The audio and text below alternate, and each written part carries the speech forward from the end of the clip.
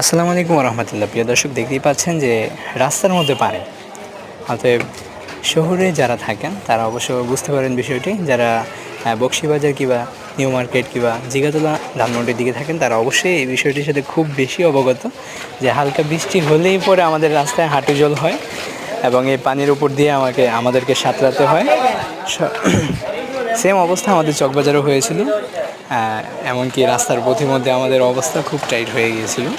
যাই হোক, বৃষ্টি খুব করে আমরাই চাই, আবার আমরা যখন চাই তখন অবস্থা এরকম হয় যে আমাদের রাস্তায় হাঁটার মতো জায়গা থাকে না। তবে এই ক্ষেত্রে আমরা সিটি কর্পোরেশনের দৃষ্টি আকর্ষণ করব যে তারা কোনো একটা ভালো উদ্যোগ নেওয়ার জন্য। এভাবে মানুষের কষ্ট হয়, অনেক বেগপথে হয়। এই কষ্ট থেকে উদ্ধারের জন্য আমাদেরকে কিছু হলেও আমাদের সহযোগিতা করা চাই। আসসালামু আলাইকুম রহমতুল্লাহ। ভিডিওটি শেয়ার করে অন্যকে দেখার সুযোগ করে দিন।